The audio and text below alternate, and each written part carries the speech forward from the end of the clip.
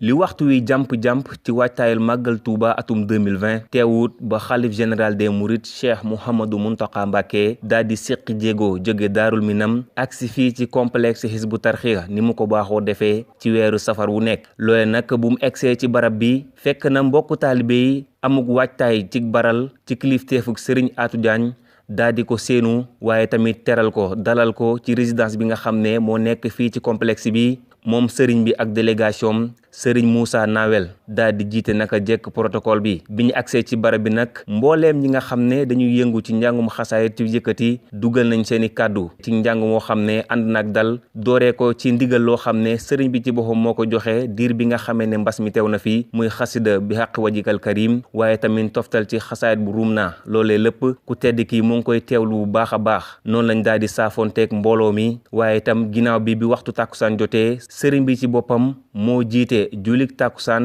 ci jàkk ji nga xam ne moo nekk fii ci complexe bi